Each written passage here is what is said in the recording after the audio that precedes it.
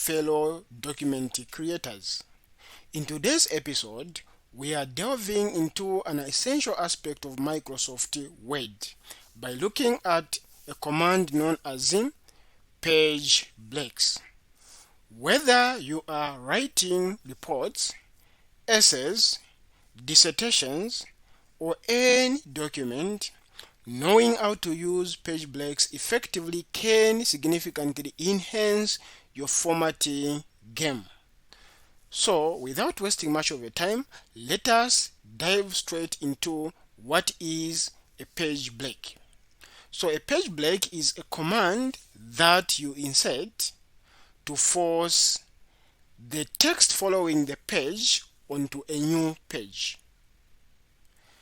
It is incredibly useful for keeping sections of your document separate and maintaining a clean and professional appearance of your document. Remember, it is very important to ensure that your document looks presentable and professional. So, the next question is, how do you use the page break in Microsoft Word? So, to use a page break, you need to find it from two tabs. The first tab, you can go under Insert, you see this page break, or under Layout, going to the page setup, you can find the page break. Then someone might be wondering, why do we need a page break? So let us look at the document that I'm going to use to demonstrate when the page break could become very important. So I have this dummy document. So we are done with this document. This document has got the introduction section where we give the background about the paper.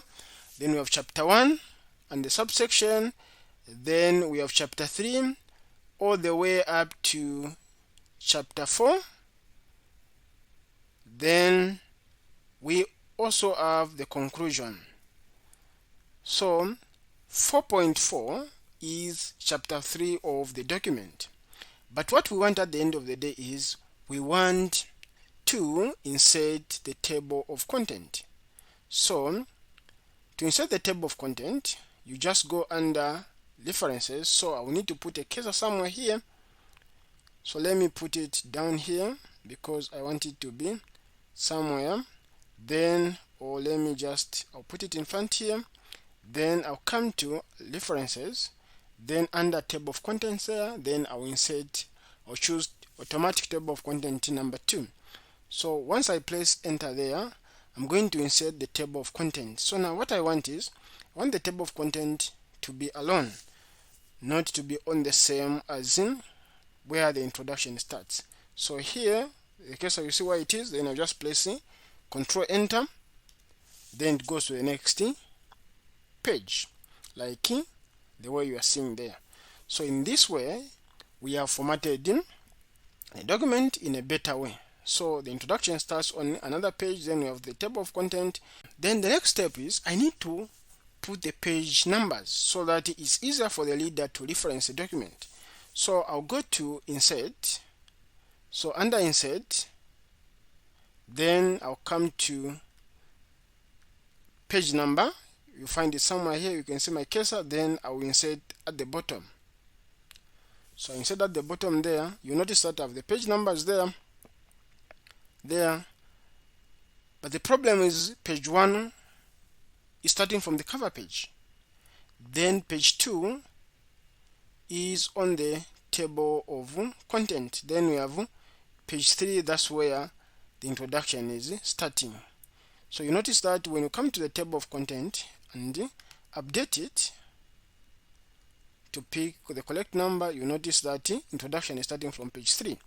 But a professional document shouldn't look like this. So for a professional document, this should be page 1. Then the table of content should not have the page number and also the cover page. So to make this document look professional, I need to ensure that the table of content and the cover page, they do not have the page numbers. So the page numbers should just start from the introduction, which should be page 1, not page 3. Then after that, I can update the table of content in such a way that the introduction is on page 1. So to achieve that, this is where the page breaks becomes very crucial. So remember I said you can get to the page breaks using two ways. You can either go to insert or layout. So I would prefer we go with layout. So the first step that I need to do is to ensure that I put the cursor where I want the page breaking to occur. So in this case, we want it to be on the table of content. So the page break, what it does, it will separate the document in two unique sections where we can apply change to one section without affecting the other section. So I'll come under layout, then under page setup down here, I'll place this one.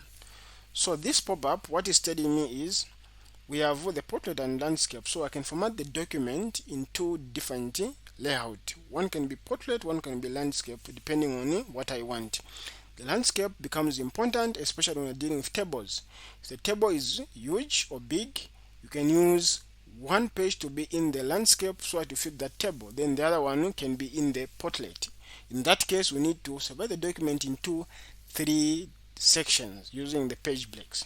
So to use page breaks, what you need to do is you need to come down here. You notice where I say apply, then you select the drop down, then you say this point forward.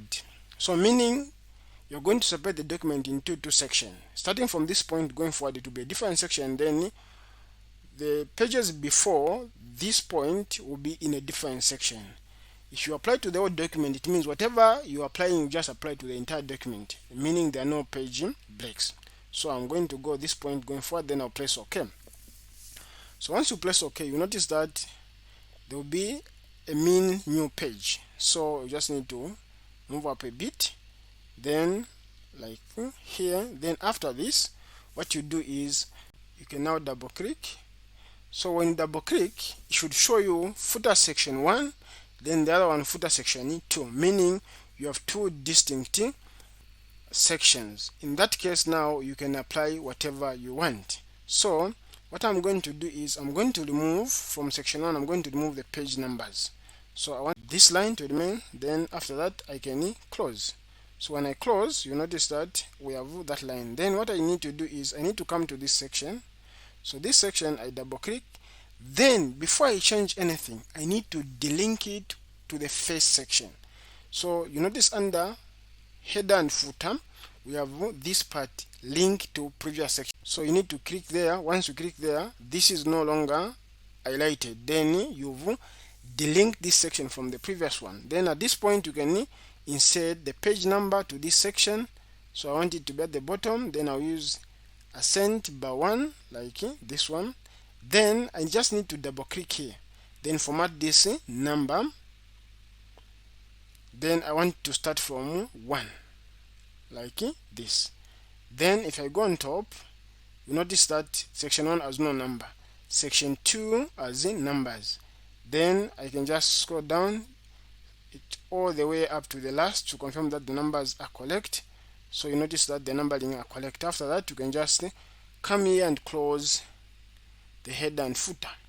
Once you do that, you notice that your document will be properly formatted the way you would want it to look all the way up to the end, which is page 11. Then once you do that, you just come and update your table of content. So update, if you want, you can update the entire table. If you want, you can just update the field. So I want to update the numbers only in this case. So you notice that introduction is starting from page 1, we are going all the way up to page 11. Then this document looks much more better. Then I just need to remove this space which is on top so that it do not have a lot of space on top. I just place this. Then the document looks much better and more professional. In this way, you have a better document that will do easily present and submit with confidence that the document looks professional. So this is how you use the page break to ensure that you format your document to your desired level. Thank you for joining me in this episode. Please join me in another episode as we look at another interesting stuff.